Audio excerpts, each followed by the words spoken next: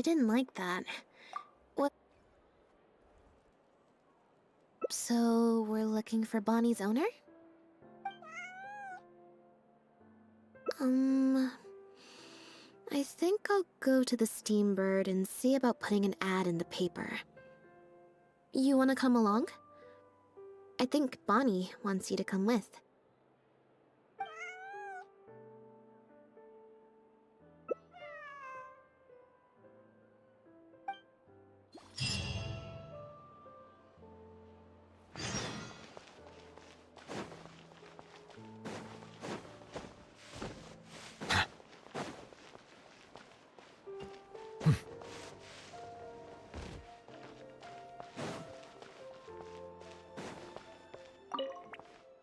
Every stupendous day starts with a Steambird. Oh, hi Lynette. Hi Traveler. What can I help you with? I don't think so. Have you picked up a stray? Yep. If there's no commission to follow up on, could we post a notice about the missing cat instead? Why, of course. What a kind thing to do. Just fill out the form.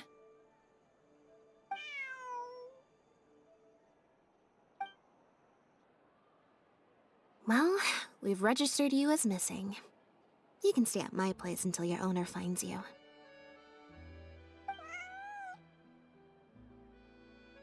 Also, I just wanted to say thanks for keeping us company for so long. Well, I should probably head back to the drinks reception. Hopefully most of the people have left by now. If you've got some time, you should stop by my place tomorrow to see Bonnie. There's a nice cup of tea in it for you. Alright, see you then.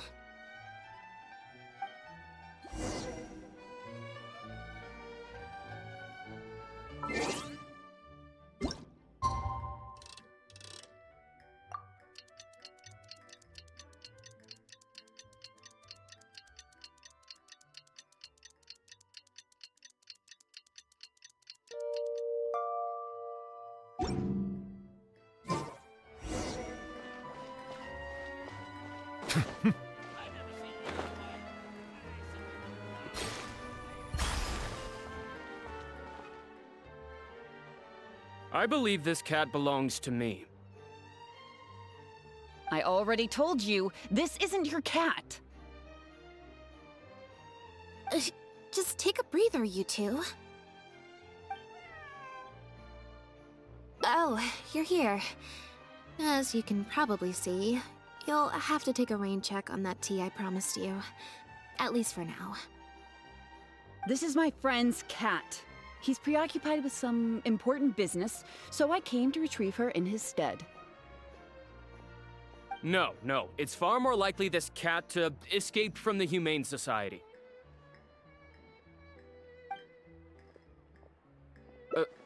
Bonnie? That's the name I've given her in the meantime.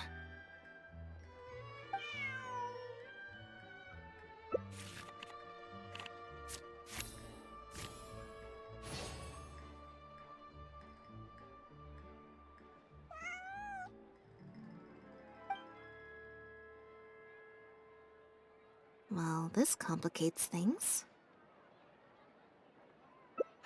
I told you before. This is my friend's cat. It's normal for her not to trust me. Listen, I'm the director of the Humane Society, okay? We've got so many strays, dogs, cats, you name it. I'm not even the one feeding them most of the time. You can hardly expect the cat to recognize me. She just looked somewhat familiar, so I came to check, just in case. If she turns out to be one of ours, I'll take her back. Simple as that. Even if that's not the case, the Humane Society could still take her in, if no one else comes to claim her, that is. We're an organization that specializes in rescuing and sheltering stray animals. We've been in business for several decades now. I'm Bernard, the current director. The Humane Society. Huh. The name sounds familiar. I remember hearing good things. You're the one in the Quartier Lyonnais? Yes, that's the one. Anyway, if it's not too much trouble, could I possibly take a closer look at the cat? If it turns out I really am mistaken, I suppose that means the cat belongs to this lady here. She would be the only remaining option after all. It belongs to my friend. Go on, Bonnie.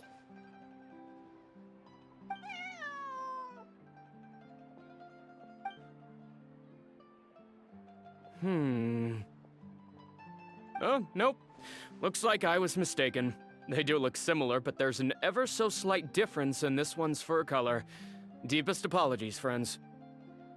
Well, I suppose this means I still have a missing cat to search for. Apologies again for the confusion.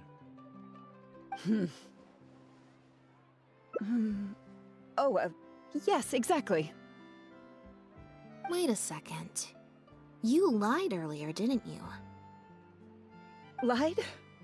I'm afraid I don't know what you mean. A liar always has a tell. The look in their eyes, their breathing pattern, the way they hold themselves. The things that can give you away are often more numerous than you would think. What are you talking about? The way I see it, you're conflating baseless conjecture with fact. Normally, when someone is called out, their breathing speeds up as they begin to panic. But your breathing pattern hasn't changed one bit. In fact, it's been strangely calm and measured this entire time. It stands to reason, then, that your agitated behavior earlier was all an act. If you're a bad guy, I'm sure you'll take off running the first chance you get. If you're a good guy, the most likely explanation is that you're a member of the Guards, or some similar organization. And you're basing this off of? Intuition. Nothing more. Intuition. Well, I have to hand it to you, Lynette. You're right. I'm a member of the Guards. The name's Elodie. I'm currently investigating a cross-border smuggling case. This cat here, Bonnie was her name? Well, her owner is one of the prime suspects of our investigation. A couple of days ago, our suspect got wind that we were on his tail and fled. That's most likely how he got separated from the cat. I just so happened to stumble upon your notice in the Steambird, so I decided to see if he'd come back for her. But it looks like I overestimated him. The impact of this case has been huge. The Marechaussee Phantom, the Guards, and the Special Patrol have all launched investigations. If there was even the slightest chance that he would show himself, I had to follow up on the lead. A new kind of illegal drug, imitation synth. We confiscated all the synth on the market, but addiction isn't something that goes away overnight. Even without substances on the market, people are still looking for a way to get their next fix. And criminals are all too eager to capitalize on that addiction. That was the impetus for imitation synth. Needless to say, a small-scale market opened up very quickly. After the original synth debacle, we put several measures into place to prevent similar incidents from occurring. The perpetrators got smart, though, and shifted their sales overseas before those measures could kick in. That's when the imitation synth smuggling began. We only recently got word of the presence of imitation synth overseas. We managed to track down evidence of some early transactions. What we were able to find out, however, hasn't proven that useful given the amount of time that has passed. The Marechaussee Phantom launched an investigation to track down every person in Fontaine capable of producing a drug like that. That's how we learned about Bonnie's owner. He's a researcher at the Fontaine Research Institute. His name is Pierre. Pierre Lafayette, to be exact. Lefebvre.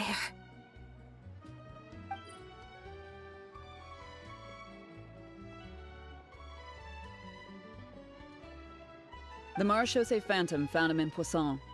In addition to the cat, he also had a pendant with him. At first, there wasn't much cause for suspicion. A search of his house didn't reveal much to go off of either. The Marechaussee Phantom very nearly left it at that. It was only later that we realized the coat of arms on his pendant belonged to none other than the Lafayette family. one of the most infamous aristocratic families in Fontaine. Obviously, this discovery prompted a further investigation into Pierre. At that point, however, we discovered that he'd already fled. Now the guards and the Special Patrol are all searching for him. That's not possible, actually. The Lefebvre family has been gone for a long time.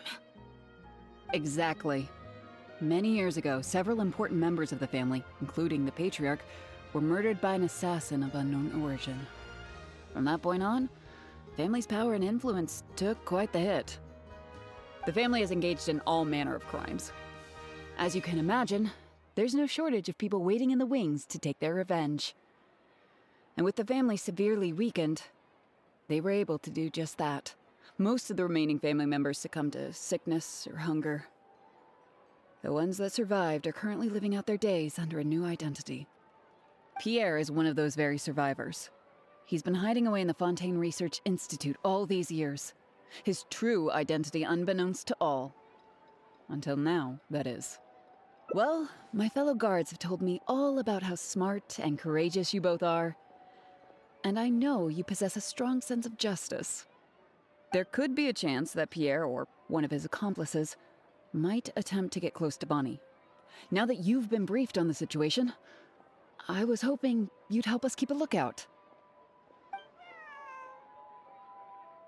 If I take Bonnie back to the guards with me, there's no way Pierre will try and come for her. Not even the most daring of criminals would attempt something like that. I have to admit, I'm not holding out too much hope that Pierre will come back for her. But if there's even the slightest chance, then it's worth a shot. Well, I've got some other leads to follow up on. If Pierre does appear, please contact me right away.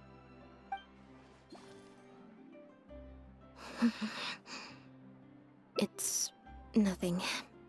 I'm fine. It's just... the head of the Lefebvre family. He was the eminent person who kidnapped me all those years ago. It was at a dinner party. Someone tricked me into boarding the Lefebvre family carriage. Whoever it was, they took me back to their home. But before anything worse could happen, Father intervened. Yep. Father was the one who orchestrated the fall of the Lefebvre family. That's what led Linny and I to join the House of the Hearth. After all these years, I never thought I'd hear the Lefebvre name again. Don't worry about me. I wasn't feeling sorry for myself. I was just thinking about Linny. He's been acting strange recently. He avoids me for days on end, consumes himself with some secret investigation, and then out of the blue pushes me to do that acting job. Thinking about it now, it's almost like the one I drew from that deck of cards was part of his plan all along. He must have asked Fremine to help him out. In any case, I know he's hiding something from me. He's really pulled out all the stops this time. It's very possible. I'm sure he tried to send me away because he was afraid it would bring up some painful memories for me. It wasn't necessary, though. Even after all these years, he's still as overprotective as ever. You'll have to help me teach him a lesson if we run into him along the way. Yep. I want to head to the Fontaine Research Institute to learn more information about Pierre. Just let me activate search mode, and then we'll head out. Who knows? Maybe we'll run into Linny along the way. A little bit of both, perhaps. For the most part, though, I just have the sense that something's not right. Something isn't adding up about Pierre's story. I'm just not sure what. Okay, I'll write a letter explaining everything to the crew. Once that's done, we can head out.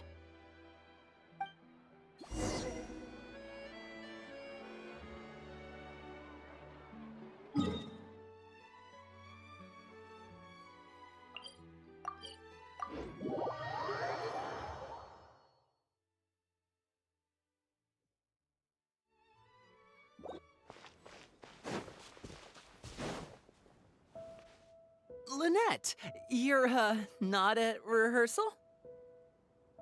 You can drop the act, brother. In fact, I don't think either of us will have a need for acting anytime soon. You should know better than to try and keep something from me. You've never been able to do that, even when we were kids. And that's why I tried to distract you with the masked mime show. But I guess you're just too good. Care to introduce us to your new assistant? This is Officer Shovras, captain of the Special Security and Surveillance Patrol. You may have met her already. Nice to see you. I should clarify something. Mr. Linney's here at my invitation, not the other way around. To borrow your expression, Miss Lynette, I suppose that would make him my assistant more than anything. We've brought on Mr. Linney as a consultant in the past. He was instrumental in helping us crack a case involving a perpetrator who used magic tricks to commit crimes. I was hoping he'd be able to provide some valuable insight this time around as well. So you've heard everything then? That's exactly why we're here. There's always been questions surrounding the fall of the Lefebvre family. Some people even believe the House of the Hearth was involved. Whoever was behind it all was extremely cautious. They didn't leave a shred of evidence. This very fact, however, leads me to believe it was indeed the work of that harbinger. I took a look at the entrance and exit records of all the carriages that night. Let's just say it wasn't hard to deduce that there's ill will between you two. Don't worry, I don't have any evidence to that effect, and I certainly don't plan on going to bat for such a despicable family. Plus, you were victims back then more than anything. I sought Mr. Linney's help with the smuggling case, nothing more. The way I look at it, it's a collaboration between us as people, not the organizations we represent. Besides, by working together, we can expose the truth as quickly as possible. You can hardly say that's at odds with the justice my organization strives for. Not at all. I was planning to invite you from the very beginning, Miss Lynette. It's just that my assistant here raised some objections. Linny, I'm not the same person I was back then. That little girl who did nothing but cower in the corner in fear, she doesn't need saving anymore. I'm sorry, Lynette. You're right. I let my concerns get the better of me. Oh, and the next time you want to distract me, you should try a different approach. Who's this? You pick up a stray while I was gone? It's a bit complicated. I'll explain later. Anyway, her name's Bonnie. Well, if there are no objections, then I suppose the only thing left to say is... Lynette, Traveler, welcome to the team.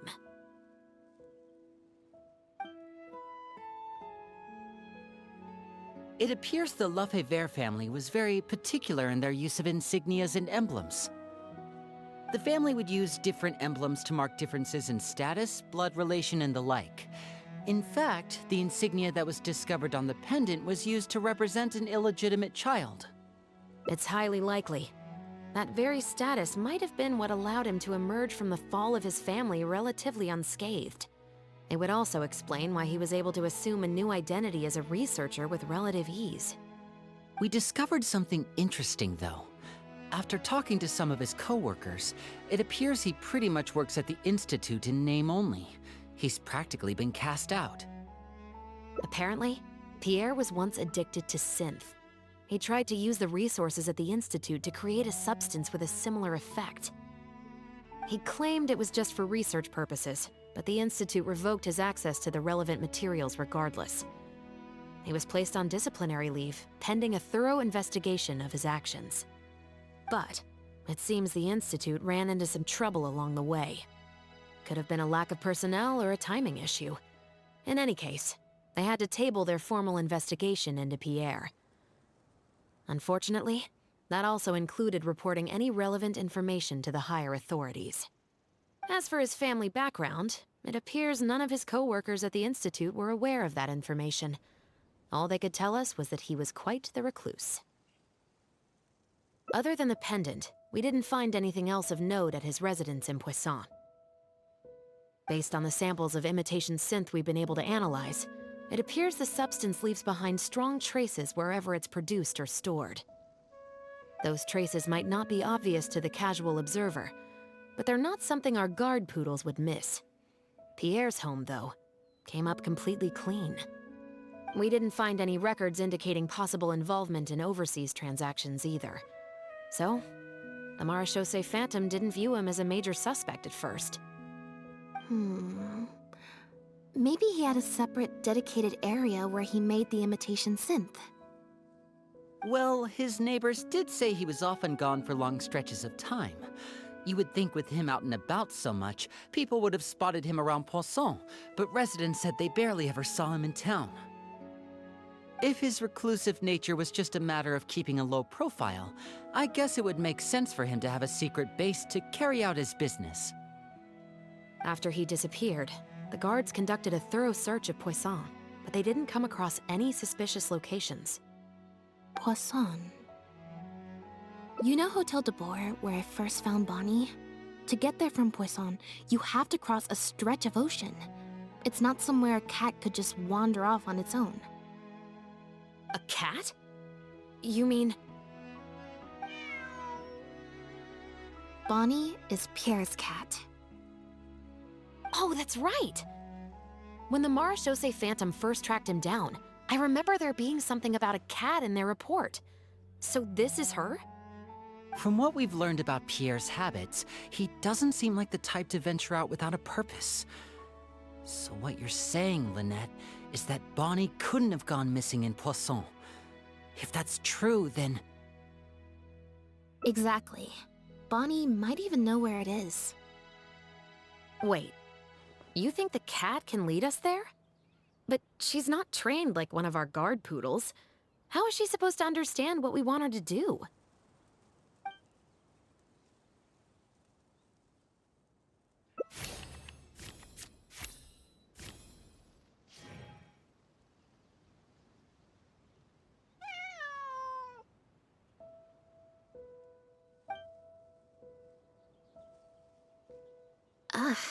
Guess she's a little skittish around strangers. Meow. Meow meow. Meow?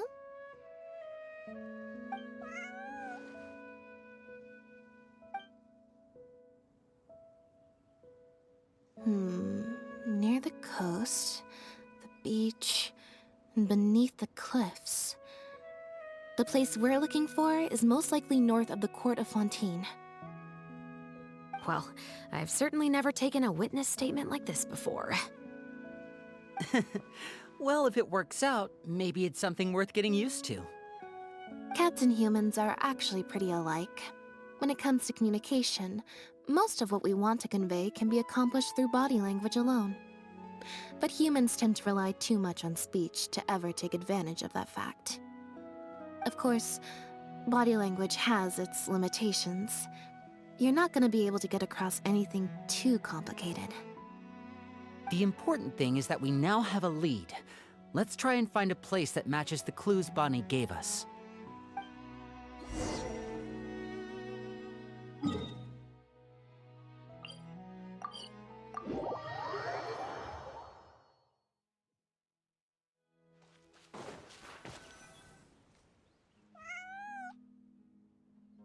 Seems like Bonnie is trying to take us somewhere.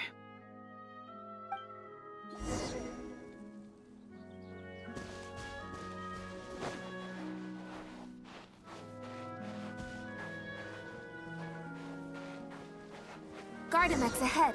Look out!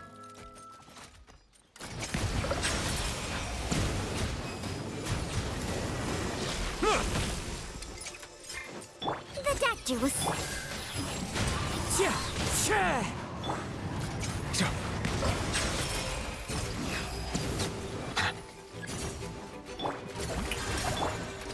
The wind knows me. Settle down.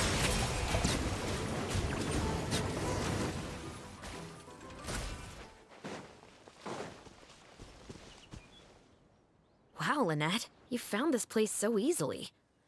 If I thought there was any chance you'd say yes, I'd recruit you into the Special Patrol here and now, no questions asked. Sounds familiar. I pretty much receive letters daily from people trying to poach her from me. Let's just focus on our search. There's a lot to investigate.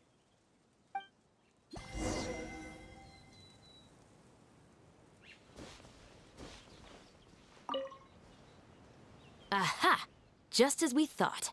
This is where the imitation synth was being made. Looks like he's got more than just imitation synths stashed around here. In addition to the raw materials needed to synthesize the substance itself, there's a large quantity of cleaning agents and a few drugs I haven't been able to identify. These cleaning agents are likely used to dispel traces of the substance, like its smell. The Special Patrol did some digging into imitation synth. Our records indicate that it's very difficult for ordinary people to detect traces left behind by the stuff. I'm sure that was the case for Pierre as well. It must have taken a considerable amount of time and skill to ensure all those traces get washed away. But what are these other drugs for?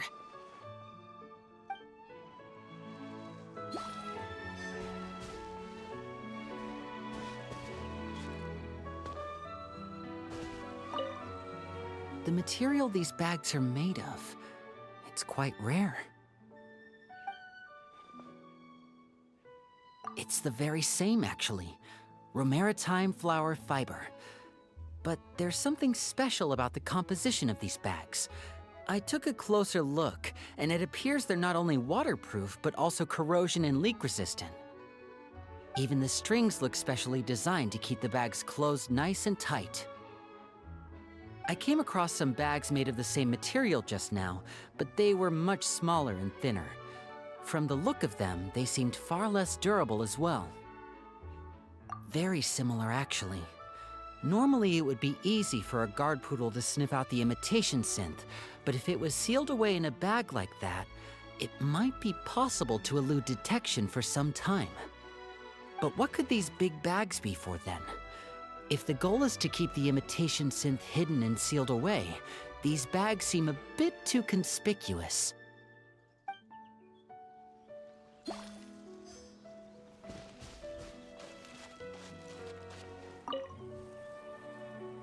When the Marechaussee Phantom searched Pierre's house, there was no sign of these barrels, right?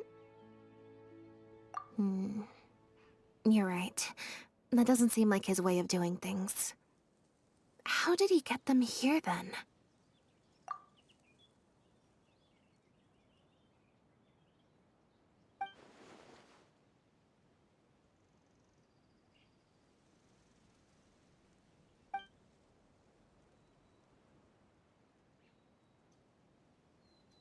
Only the lower halves of the barrels appear to have been submerged in water.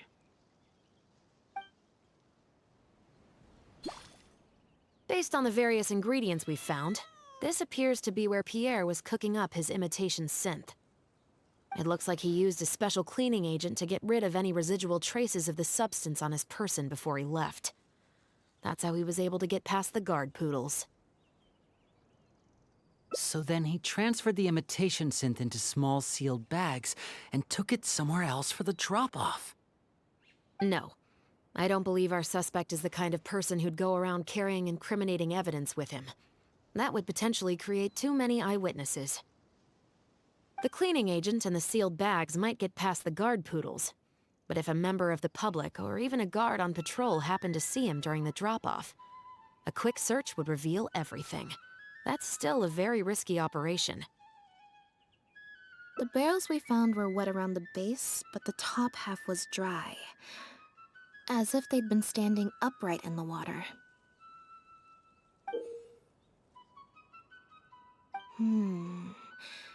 If you put a barrel in the water, it will normally float on its side. Unless it's heavily loaded, in which case it'll sink.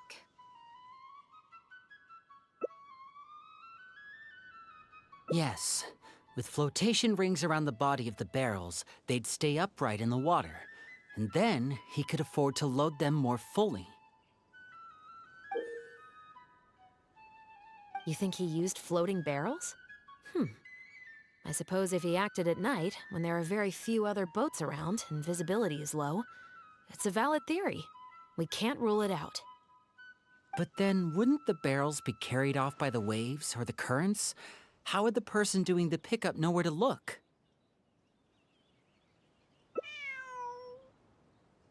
Traveler, can you come take a dip in the sea with me? I have a feeling that somewhere down there, we might find some rope. If a rope can be used to keep a pet from running away, then why not a barrel?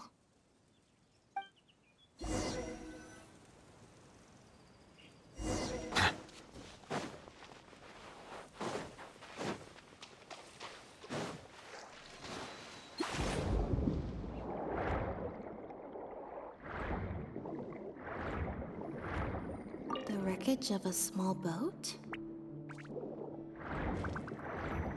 This isn't the place.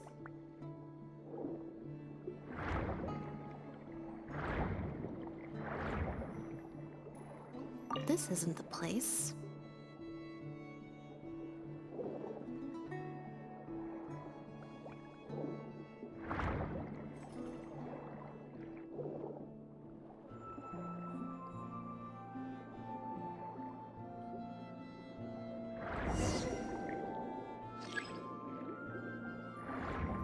Got it. Time to go up and report.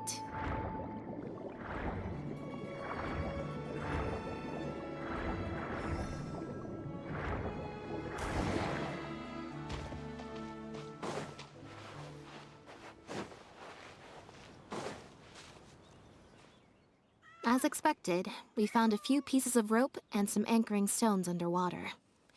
If you attach them to a floating barrel, it would look like this. With this anchoring system, it would be possible to use floating barrels for the drop-off. You would just need to drop them in the water at the agreed-upon location. We also came across the wreckage of a small boat. It must have been left out on the water and capsized due to the force of the wind and waves. Its small size, however, would have made it perfect for staying undetected. Let's talk this through. Based on the evidence we've collected, it seems like Pierre would row a small boat out to the agreed-upon transfer point, drop off the barrels, leave, and then row back and retrieve them after the transfer was complete.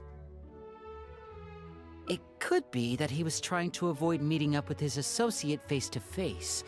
As one of the sole survivors of the Lefebvre family, maybe he was just used to that sort of elusive lifestyle. It seems like Pierre deliberately chose the floating barrel method so that the goods could be dropped off and picked up at separate times. That way, the two parties wouldn't have to meet each other. Well, if that's the case, they must not have a very close working relationship. Let's not jump to any conclusions just yet.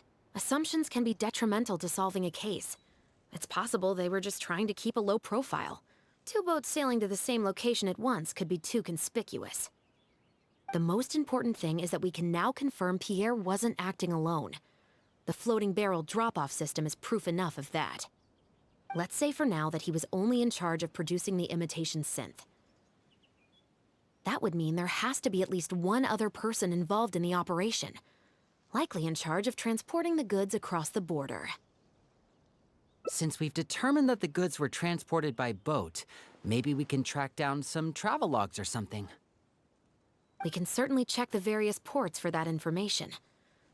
It's possible, however, that Pierre's associate also used a small boat for the transport, and docked along the shore rather than at a large port. If that's the case, it's unlikely there would be any record left behind. Absolutely. Before Pierre disappeared, we made sure to investigate all sorts of outward-bound vessels. We also had port authorities keep a lookout for anything suspicious. Unfortunately, we were never able to find out how they managed to get the imitation synth across the border. You're right. Whatever vessel was used for the pickup, the person responsible for smuggling the substance out of Fontaine would have had to use a larger vessel for the actual transport. That's the only way they would be able to smuggle on a large enough scale to make a profit. They must have found a way to disguise the imitation synth to clear port inspections. Exactly. We can't let any opportunities slip through the cracks. Although, Given the amount of ports that could be involved, we should probably split up. I'll run home and ask some of my brothers and sisters to try and dig up some information. I should also head back and update my platoon on our progress. I'll grab some reinforcements while I'm at it. Lynette, Traveler, why don't you head to Lumiduce Harbor and see what you can find out? All right. Come on, Bonnie. You too.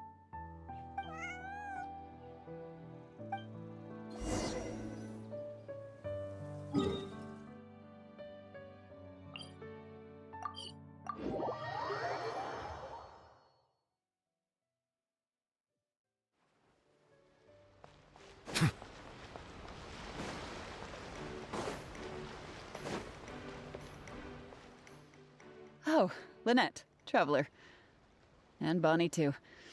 What brings you all here? Did something happen?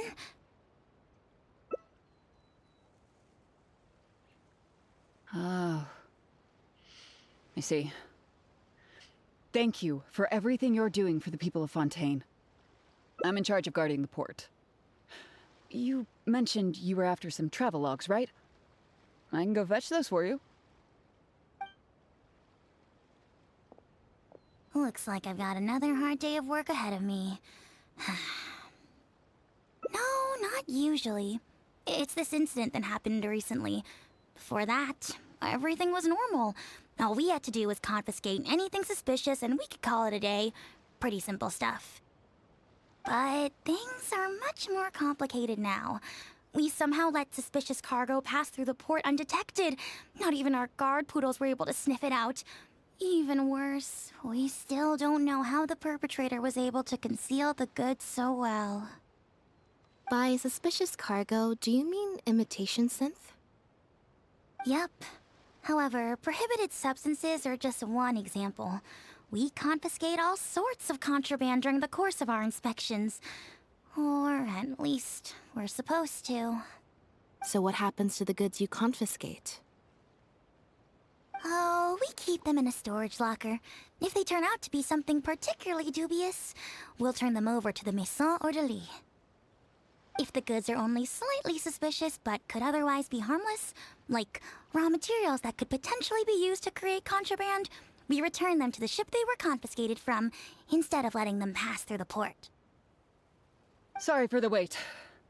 These are the travelogues for all the recent activity at the port.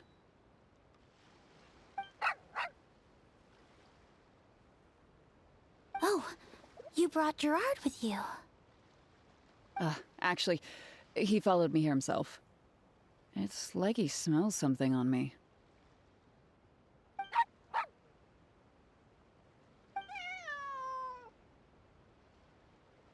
Huh. I wonder why Gerard is reacting to you two so strongly. Huh? We were so careful not to touch it, but we still ended up with traces on us. If it leaves a residue so easily, I just don't understand how the culprit was able to disguise the goods at all. Why don't you have a look at the travelogues first? All ships coming in and out of the port are recorded here, except for the ones the port authorities ride to and from work.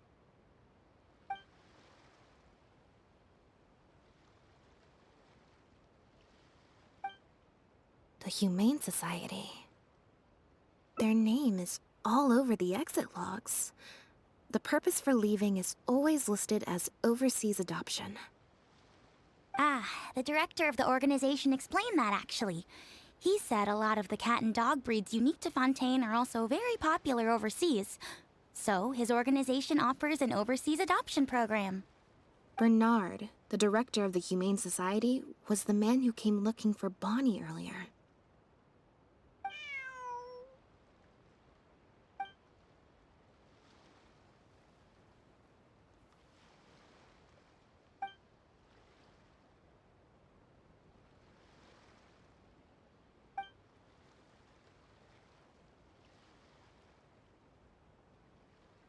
Have you figured it out too, Traveler? The way the criminal disguised the goods? When Bernard asked to take a closer look at Bonnie, he was actually checking whether there was any imitation synth in her stomach. Wait, what? The sealed bags we found at the secret base. They were specially made to be corrosion resistant. There were gaps around the lids of the barrels, and airbags were used to keep them upright in the water. Those drug shovers found at the secret base. She most likely didn't recognize them because they're not used on human beings. It's an anesthetic used on pets. The perpetrator must have given it to the animals. Pierre must have made the animals swallow the sealed bags full of imitation synth at his secret base. Then he stuffed them into floating barrels and left the rest to Bernard. The sealed bags combined with an animal's body odor would certainly be enough to mask the scent of imitation synth. During our inspections, we would have never thought to inspect the bellies of those animals for anything suspicious. Even if we tried to feel around for something, I'm sure it would be difficult to detect. Exactly. I bet Bernard even transported animals with synth in their stomach alongside ones without. That way, it would be even harder to say with certainty that something was amiss. She's probably in the clear. Otherwise, Bernard would have never left without her. I'm guessing he didn't know whether Pierre had already hidden the next batch of imitation synth before he fled. Just imagine. He sees the notice we put in the Steambird, and it turns out that one of the very cats he gave to Pierre for the smuggling operation is out in the open, roaming the streets of Fontaine. If Pierre had already hidden the next batch of imitation synth, then Bonnie would practically be living proof of their crimes. He would have had no choice but to go after her. So, that's why he came to find you and insisted on taking a closer look at the cat. Wait a second, I'm a little lost here. I get the part about hiding the substance in the pets, but those, what did you call them again? Floating barrels? Why even put the animals in there in the first place? If you've got something as convenient as a floating barrel, why not just stuff it with the imitation synth directly? Why not wait to hide the stuff until after the exchange has been made? In order to make sure the animals could swallow the sealed bags, they made them extremely thin. Had they not done that, the animals would have likely bitten or chewed through them. That step would have required a lot of energy, as well as a certain amount of technical expertise. So it was better left to the more experienced Pierre. We've already proven how easy it is to pick up trace amounts of imitation synth, so I'm sure Bernard was taking all the precautions he could to avoid the same fate. Okay. Then, let's head to the Humane Society right away and bring that guy to justice. I'll bring a Gardamek to speed up the process.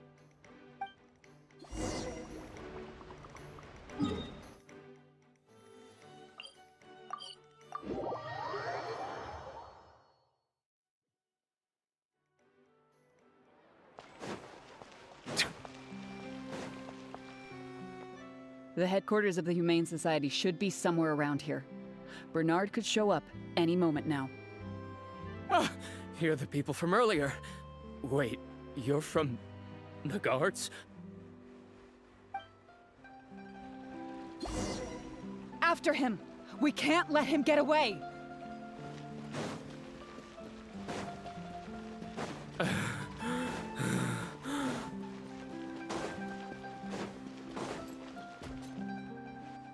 Give it up, Bernard. Mercy, have mercy. I'll talk. I'll tell you everything I know. The Humane Society has done so much good over the years, and yet you have committed such an atrocious deed in its name. Look, I didn't have a choice, okay? My father cared about those blasted animals so much, he didn't bother to take care of his human wife and son at all. While those animals were showered with love, I lived worse than a dog. No one asked. Tell me, how did you first get to know Pierre? Well, after I took over the Humane Society, it gradually became harder and harder to maintain its operations. Until one day, someone suddenly passed me a letter. It said that I could stand to get a large sum of money as long as I helped them to transport some animals abroad. It was only after a few such transports that I finally understood what I was really transporting. But then, Pierre wrote to me. saying that we were already partners in crime and that I better keep cooperating with him if I didn't want to be reported to the guards. I would order wooden barrels and flotation devices according to his instructions, and then load the sleeping animals onto a boat. Once I sailed to the location he provided, I would dump everything together into the sea. And a few days after that, I'd come by again in my boat and pick up the animals sleeping in the barrels. Once I had received enough of them, I'd bring them to the harbor to be adopted abroad.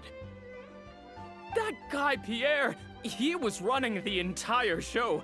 He set up all the meeting times and found all the foreign adopters. Oh, and he even supplied all of the goods too. I just did the transport. He was the one who planned out and executed everything else. Look, I don't know, okay?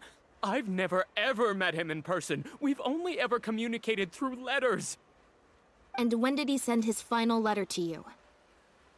Just last night, he said that the Marechaussee Phantom is now after him, so he's planning to go into hiding for some time. He didn't mention where he's thinking about going, though, but he did tell me to look out for the guards. It's been a few days since Pierre's last appearance.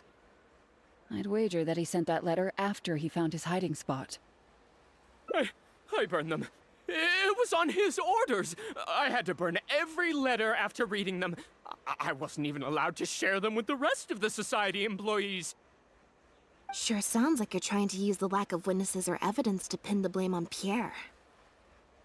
No, I swear, this time I'm only telling you the truth. Well, we can check the truth of your statements at the Opera House. I hope you know what'll be coming for you if I were to find any discrepancy between the evidence and the testimony you just gave. I know, I swear I was just telling the truth. My thanks to you both. Had it not been for you, I really don't know what would have happened to this case. Bonnie helped, too. That's true. It was all thanks to her that Bernard was finally exposed.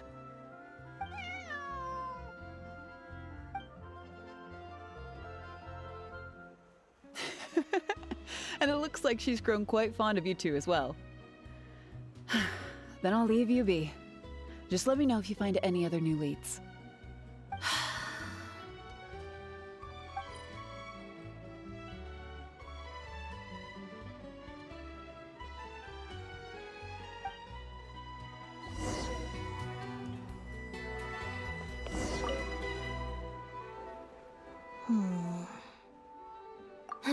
It was that obvious, huh? Well, even though it didn't feel like Bernard was lying, after talking to him, I'm getting an even stronger sense that something's not quite right. We investigated so quickly that perhaps we've missed a thing or two along the way. Let me activate deduction mode and consider things again from the top to see if we can find anything new. Is there still anything unresolved or strange that we should try to consider?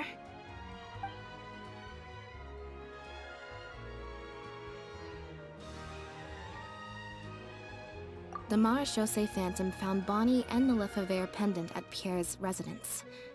That was the beginning point of our investigation.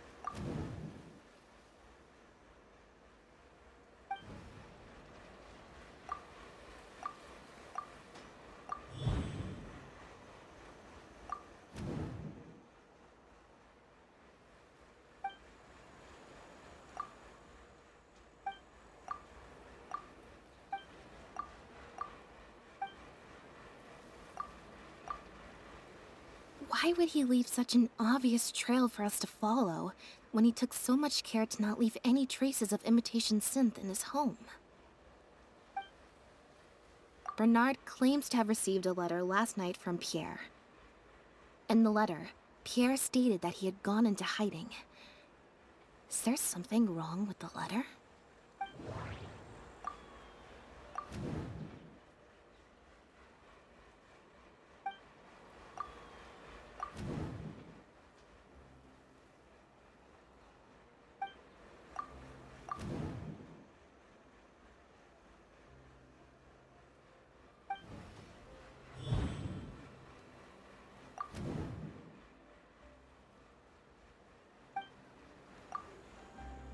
If Bonnie had imitation synth in her body, then she was a liability that had to be recovered at all costs.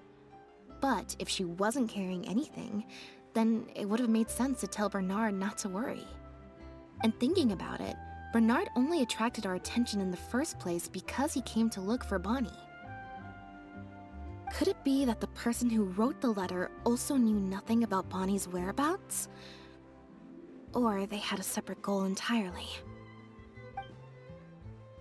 Well, we've discovered that Bernard is responsible for the trafficking, while Pierre deals with supplying the goods. Is there something else in this scheme that we're missing?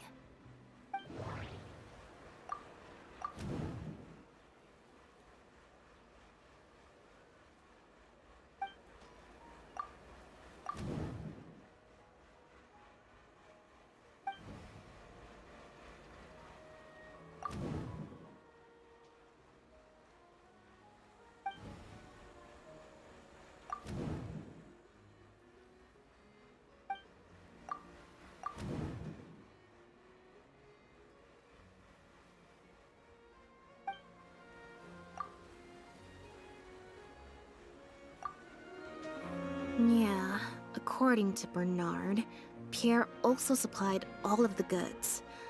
But if the Marechaussee Phantom's records are correct, Pierre should have lost all access to the materials required to create the imitation synth. And the Institute has also not reported any theft of their stocks.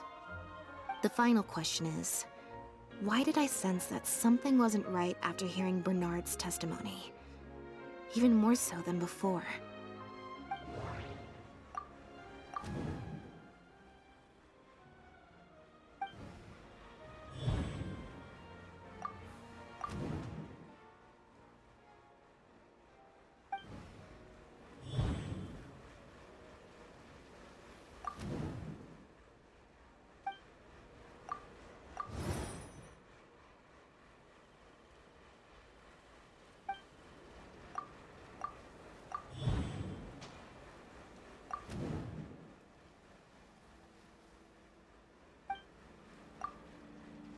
Deductive mode deactivated. I think we may be close to the actual answer.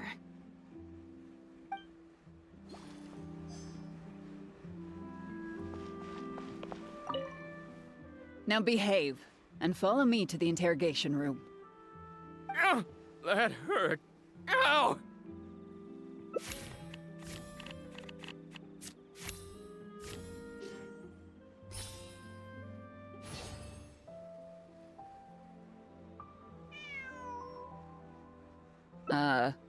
Is there something else you need from me, Traveler?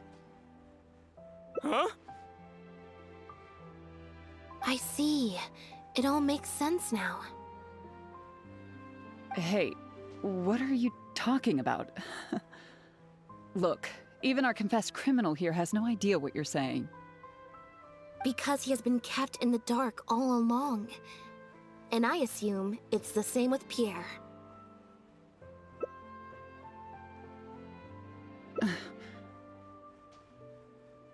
That never quite added up for me.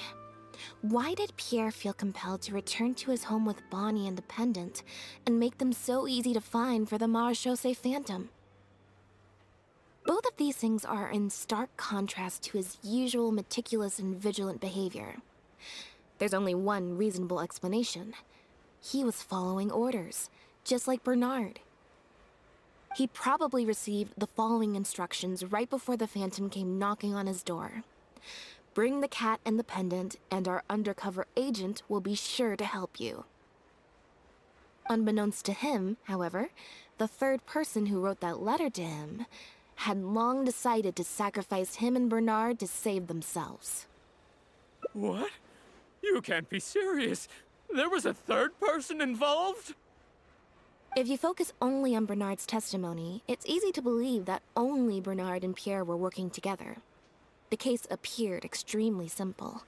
Bernard did the trafficking, Pierre the imitation synth production, drugging, and stuffing. Wait.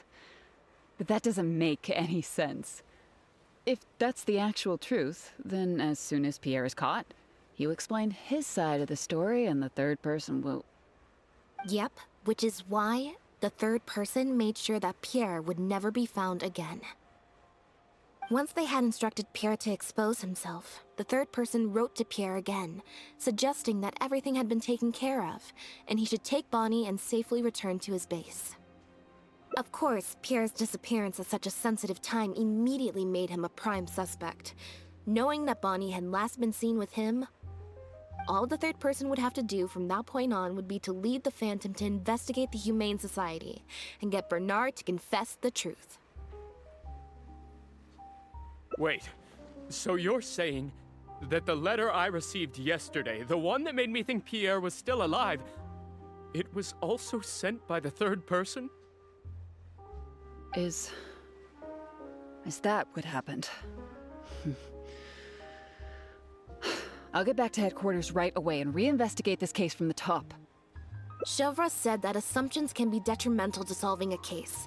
Someone among us, however, has been feeding us all kinds of preconceived notions ever since our first meeting. They suggested that Pierre's disappearance was an attempt to escape the judgment of the law, and that Pierre was a scion of the Lefebvre family. But if the disappearance is truly just a cover-up for a murder, then couldn't the true scion have been an illegitimate daughter, rather than an illegitimate son? Huh?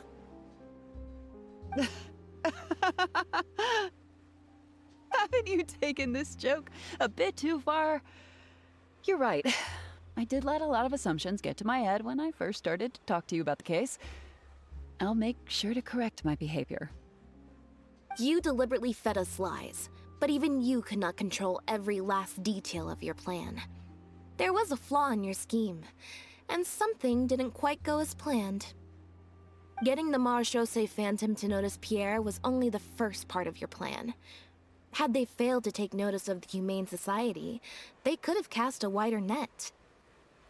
And you couldn't predict what they might possibly find, if given enough time. This, of course, was the main weakness of your plan. As someone accustomed to acting from behind the scenes, you didn't want to take the risk of personally proposing a raid on the Humane Society. So, you thought about pulling a few more strings, so all the suspicion would point towards Bernard and his society. Once the Phantom expanded their search, it would only be a matter of time before they found Pierre's base. If a cat last seen with the suspect turned up dead at the imitation synth base, it wouldn't be long until the Phantom would figure out exactly how she had been mistreated and turn their eyes towards the one organization that has been sending boatloads of animals out of Fontaine. It was probably during your ambush of Pierre. You didn't even have the time to check if she had already been stuffed full of imitation synth.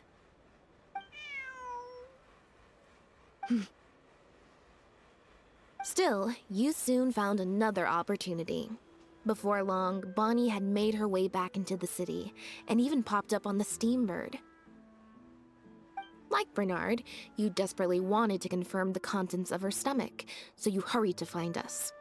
Unlike Bernard, however, you were hoping that Pierre did have the time to make her swallow a load of imitation synth. While investigating the suspect's cat, we unexpectedly discovered that the suspect has been smuggling imitation synth using living animals as intermediaries. That was your plan, in any case. With that, you'd have been able to lead the investigation towards the Humane Society. Bonnie had managed to escape before Pierre was able to stuff her full of imitation synth. That part of your plan could no longer be carried out.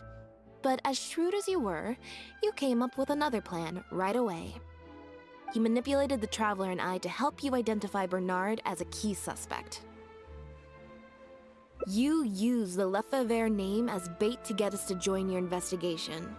With 2 extra bodies around, the Special Patrol is sure to soon take note of the strange event of Bernard somehow having a reason to look for Pierre's cat.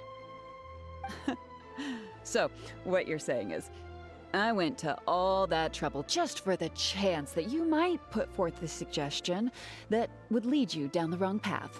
Of course, you did far more than that. Just now at Lumidu's Harbor, were you not the person who highlighted the suspicious activities of the Society? Ugh. You even highlighted the Society's activities during your compilation of the logs, so they'd be immediately visible to anyone examining the records. Moreover, the logs contained no records of the Port Authority's activities. In other words, your activities. And what are you trying to suggest with that? I am insinuating that you had plenty of opportunities to transfer the raw materials for imitation synth from the harbor to a boat, and then sail over to the meeting place full of floating barrels.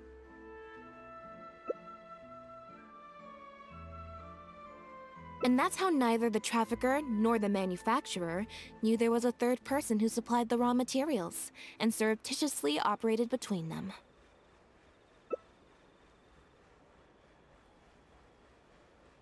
Pierre manufactured imitation synth using the raw materials you provided, stuffed the animals, and placed the animals back into the barrels. Having received the green light from you as Pierre, Bernard then retrieved his animals and shipped them out of Fontaine once he had received enough for a full batch. This is the truth behind your smuggling ring. I can't believe it. I never put 2 and 2 together. You've sure got an extremely lively imagination. So what do you think she's going to say next? But do you have any evidence? It appears that it's quite easy to predict what you'll think or say. Then if we apply that to this case, we can also think of a few places to look for incriminating evidence. You know very well that this case will not end until Pierre is found, so you will have him commit suicide out of fear and shame to end the investigation for good. That way, you can also pin the blame for the overseas smuggling activities, the theft of the harbor's confiscated raw materials, and even the Lefebvre name on him. After all, dead men tell no tales. But you still want it to appear as if he had sent that last letter to Bernard, so you have to make sure he cannot be found until after Bernard has confessed to the authorities. To do that, you either will hide his body until you've found an appropriate time to set up a fake suicide scene, or you'll dump it someplace where it'll be hard to determine the exact time of death. Submerged in water, for instance. The location would ideally allow you to keep the body hidden for some time while also letting you keep an eye on it.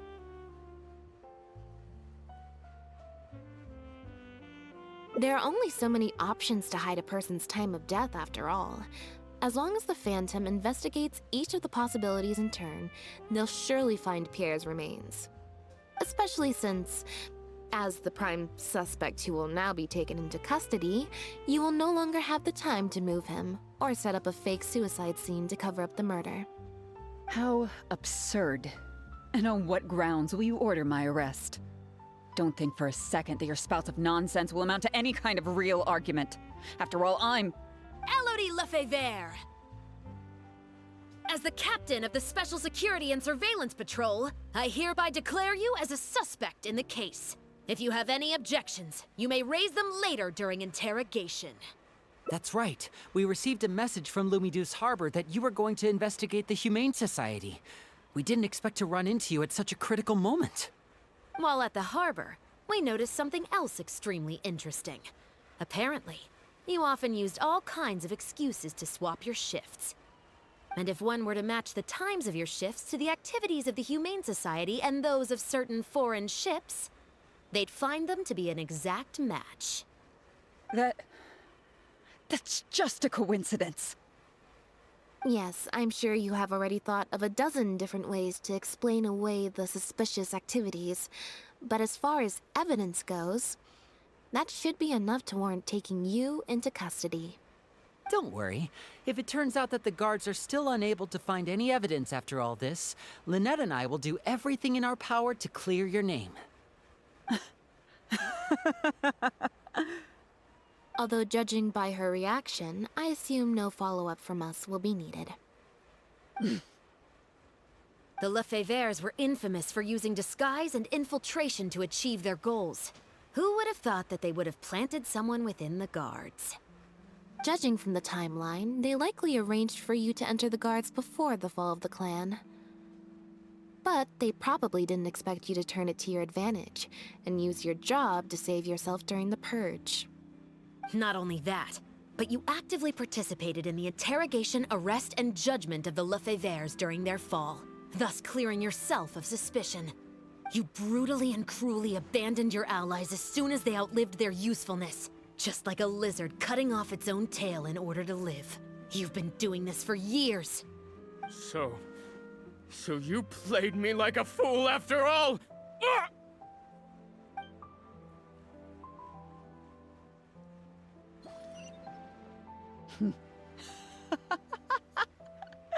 What was that word you used? Ally?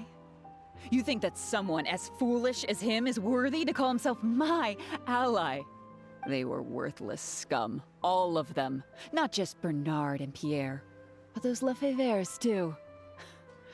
They always just saw me as a tool. I lost all my chances of a normal life just because I was born into their lot. Not only that, but because they wanted me to become an undercover agent, they stripped me of my name, too. I had to live in constant fear of them while they were alive. And even once they were gone, I had to continue to bury my heritage and my name. Always worrying that their enemies would come knocking at the door. Do you know anything about what I've been through over all these years? My life as the last Lefevre?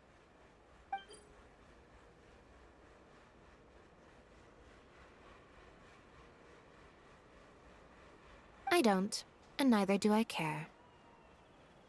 Are you for real? Aren't you a Lefevre victim too? Elodie, you're the only one still living under the shadow of a name. That's enough. Keep your hands where I can see them and do not resist arrest. If you have more to say, save it for the interrogation room. What a joke. What a joke! Hey! Don't come any closer! What's that?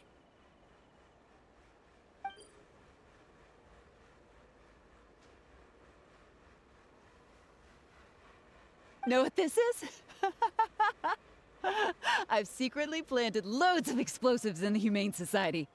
Just one step closer and... whether they're cats, dogs, or just unlucky human employees, they'll all be blown up into smithereens. Surely, you bunch of goody two-shoes won't let that happen, right?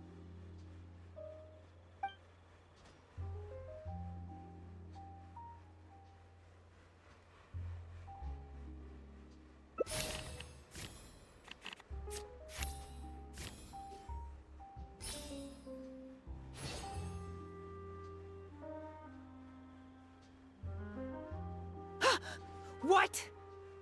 Hey! Don't do anything stupid! Guards! Gardamex!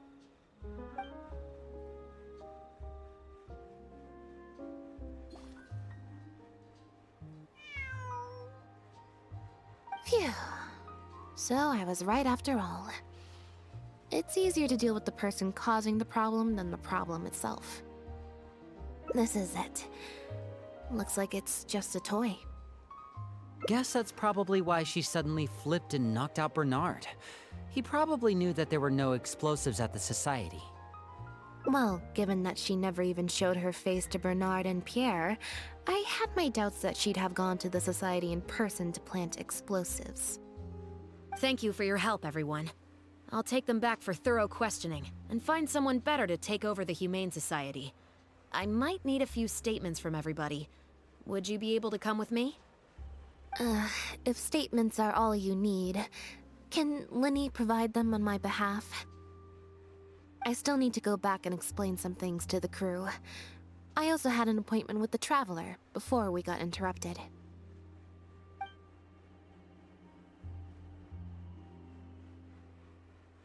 Ah, so you do remember. Yes, I invited you to come over to our place. Once I'm done talking with the troupe, I'll make a nice cup of tea and bring Bonnie to wait for you outside of my door.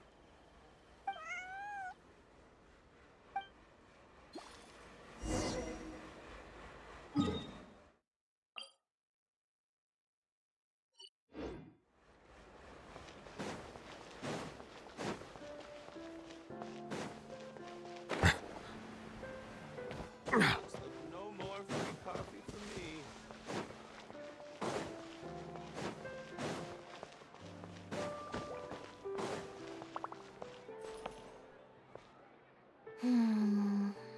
Black tea and a cute kitty.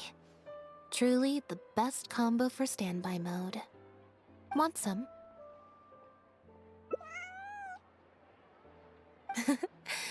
Ah, I see she's already starting to snuggle up to you. Not at all. Information is indeed very important, but if you were to try to collect every piece of information you come across, your efficiency would actually decrease. Plus, if you just think about it, what sounds more fun? Writing a statement or enjoying a tea party? Great answer. That'd be my pick too.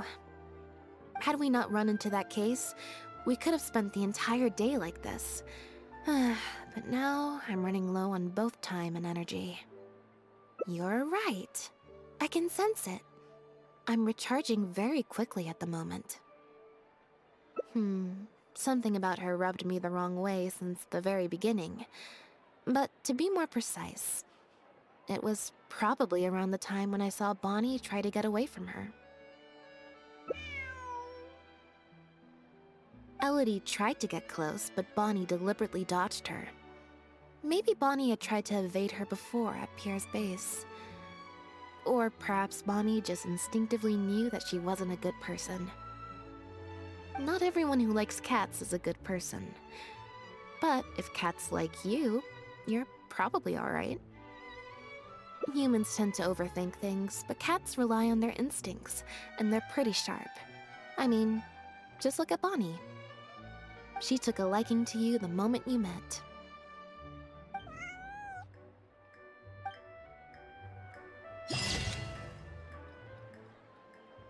Fresh fruit, sweeter than syrup.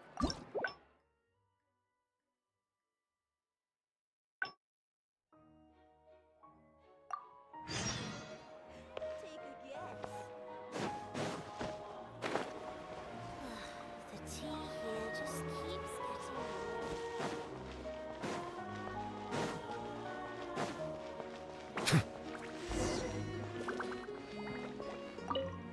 Now behave, and follow me to the interrogation room.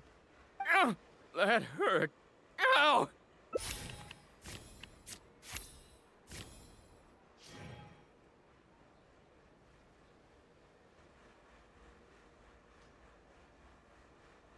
Is everything really over? I still feel like the relationship between Pierre and Bernard is not as simple as it appears. Also, I've had this strange sense that something's off the entire time we've been on the case. And it has only gotten worse. Ugh. No good. I've still got nothing, and I'm nearly out of energy. Alright, I'll stop thinking about it, for now. At the very least, we've made it so that no more animals will suffer like those poor animals did. And that's what I hope. Let's go to the Humane Society, and see if there are any animals left that might still need our help. Before my energy for today completely runs out.